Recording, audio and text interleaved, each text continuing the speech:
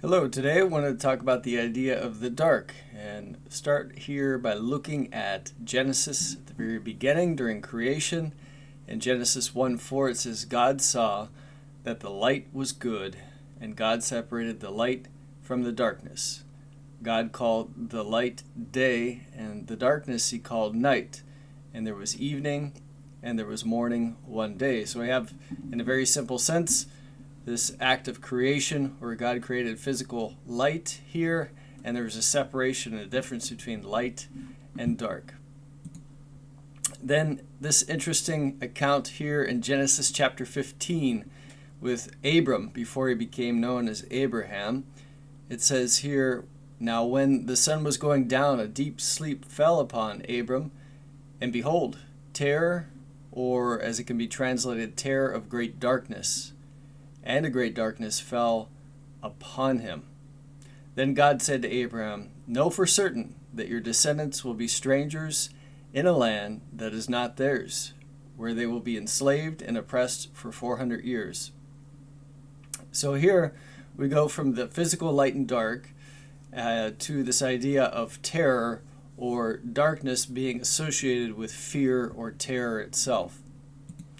In Deuteronomy, we have this where Moses is warning the Israelites before they enter into the promised land, saying, if you don't follow the commandments that God is giving you, these are the curses that will take place. And as part of this, he shares with them here in chapter 28, verse 28. I'll read the verse before. The Lord will strike you with the boils of Egypt and with tumors, the festering rash, with scabies, from which you cannot be healed. The Lord will strike you with insanity, blindness, and with confusion of mind, and you will be groping about at noon, just as a person who is blind gropes in the darkness.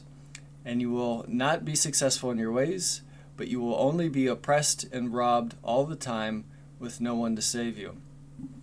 So again, we have the idea of darkness being associated with fear or terror, but also darkness is part of a curse that being disobedient brings about the consequence of darkness or blindness as well. In 1 Samuel, this is a wonderful account from Hannah, who had her son Samuel, and afterwards she said this, he watches over the feet of his godly ones, but the wicked ones are silenced in darkness. For not by might shall a person prevail. Those who contend with the Lord will be terrified. Against them he will thunder in the heavens. The Lord will judge the ends of the earth, and he will give strength to his king, and will exalt the horns of his anointed. So again, we have this as part of a consequence of those who are disobedient, or who contend with the Lord, as she puts it here, a terror associated with darkness. Silenced in darkness and defeat for those who make themselves enemies of the Lord. And then, of course, we have what the Lord brings about as a blessing here in 2 Samuel. I believe this is from David's, it's from David's Psalm of Deliverance, what we've read from before as well. He says, for you are my lamp, Lord, and the Lord illuminates my darkness. And so we had that idea of darkness that we sometimes feel enshrouded in life, either through trouble or distress of some kind, and the Lord is the lamp in the midst of that darkness that can prevent us from being blind. We've talked about it before as well. In the book of Job, darkness is referred to extensively here. Over 35 times, I believe, the words translated into darkness here throughout the entire book in the account of Job. So it's a book of light and dark, a contrast that takes place. And in Job 20 it says, complete darkness is held in reserve for his treasures. An unfanned fire will devour him. It will consume the survivor in his tent. The heavens will reveal his guilt, and the earth will rise up against him. The increase of his house will disappear. His possessions will flow away on the day of his anger, being the Lord's anger. This is a wicked person's portion from God. the inheritance decreed to him by God. So again, we have as part of judgment, as a part of a final resting place for those who are wicked, we have this idea of darkness. Darkness being held in reserve for their treasures and for themselves, this darkness. Job 34. For his eyes, being the Lord, his eyes are upon the ways of a person, and he sees all his steps. There's no darkness or deep shadow where the workers of injustice can hide themselves. For he does not need to consider a person further, that he should go before God in judgment.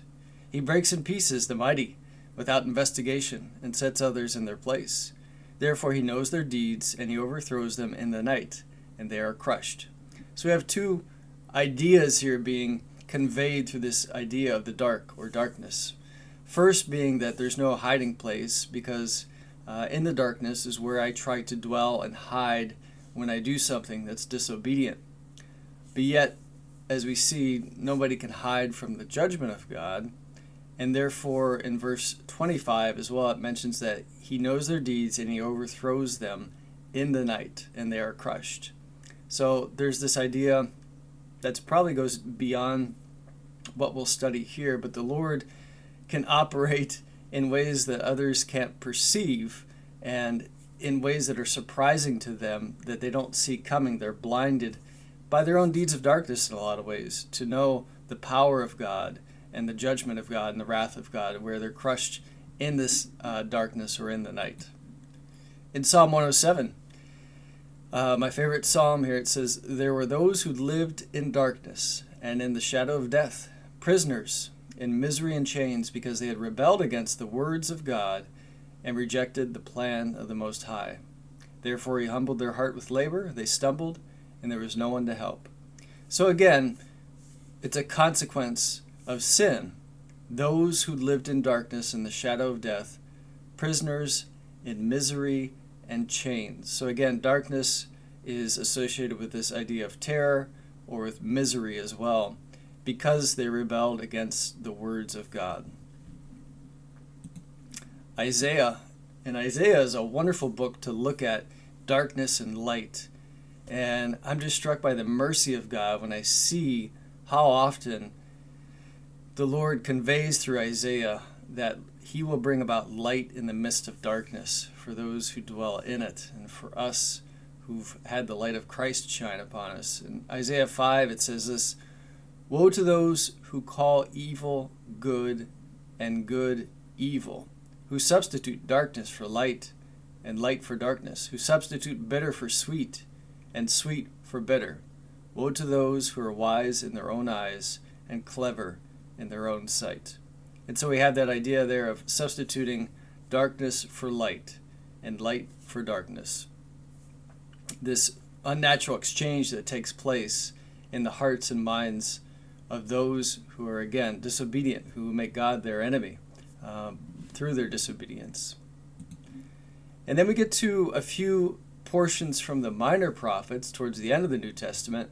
And of course, in the minor prophets, they're shorter books compared to Isaiah and Ezekiel and Jeremiah, the major prophets.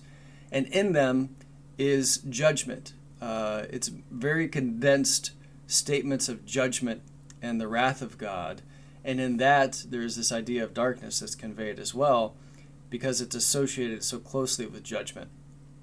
In Joel chapter 2, it says, I will display wonders in the sky and on the earth, blood, fire, and columns of smoke. The sun will be turned into darkness, and the moon into blood, before the great and awesome day of the Lord. Before the great and awesome day of the Lord comes. And it will come about that everyone who calls on the name of the Lord will be saved. For on Mount Zion and in Jerusalem there will be those who escape, just as the Lord has said, even among the survivors whom the Lord calls. And so, again, in verse 31, it says, the sun will be turned into darkness and the moon into blood before the great and awesome day of the Lord comes. And so, again, judgment and darkness.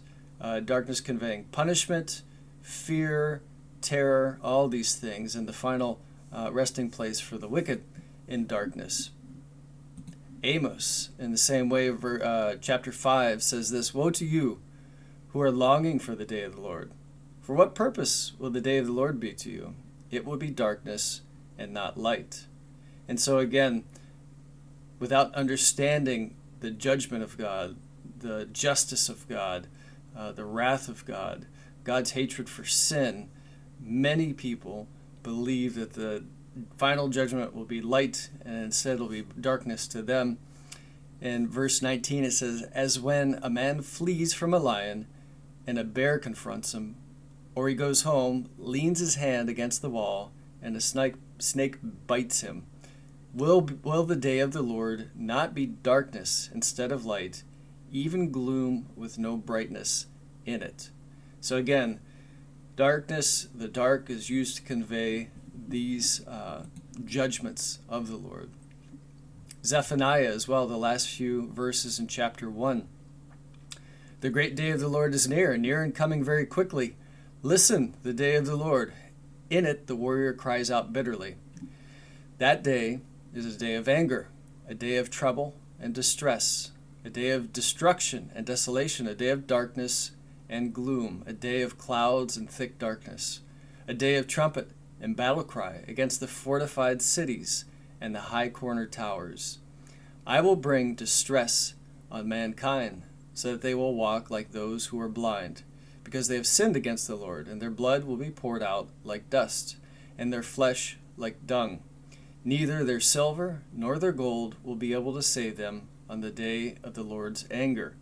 And all the earth will be devoured by the fire of his jealousy.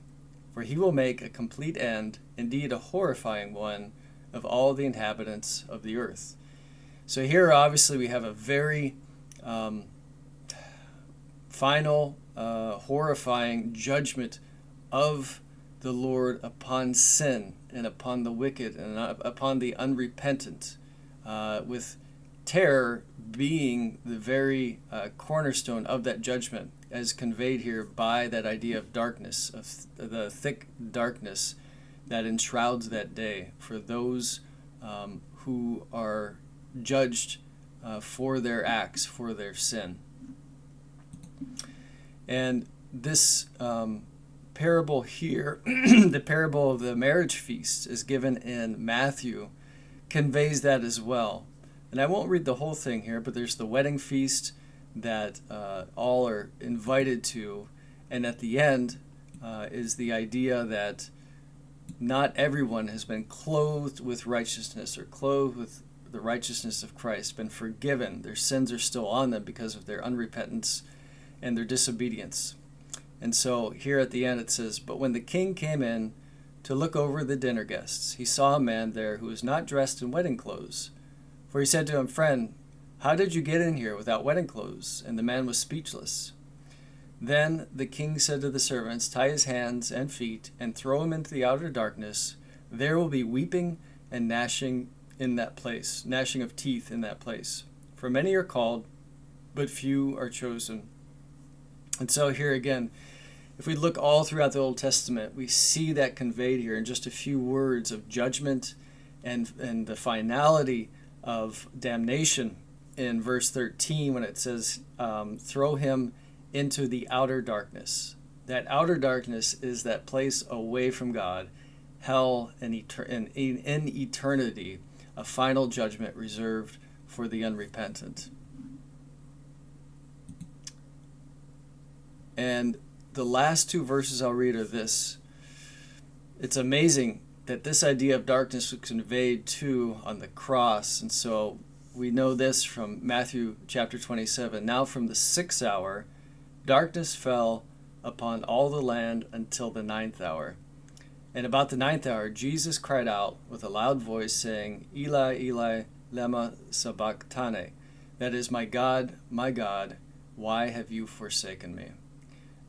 Again, this is a whole study within itself, but this idea of darkness falling upon the land at that moment when Christ absorbed the wrath of God, when sin was put upon him, he who knew no sin became sin for us. And that's the darkness that's conveyed here. an amazing scene, an amazing thing to consider when we look at this idea of the dark. And lastly is this. It's what we're studying currently on Sundays, the verse we look at, and this idea of darkness, of damnation, of the outer darkness and of hell should drive us really to joy when we consider what this says. In Colossians 1:13 it says, "For he rescued us from the domain of darkness and transferred us to the kingdom of his beloved Son." I feel overwhelmed with joy when I read that, because God rescued me from that darkness where I deserved to go because of my sin, because of the ways of my heart, my unrepentant ways. And he transferred me through Christ, because Christ absorbed that darkness for me, into the kingdom of his beloved Son, the inheritance of the saints of light. What an amazing thing. So to really have a true understanding of that light and the blessing and the grace of God, I need to understand the dark, what I deserve because of my sin, the justice of God and the wrath of God. So that helps me to understand that better. Take care.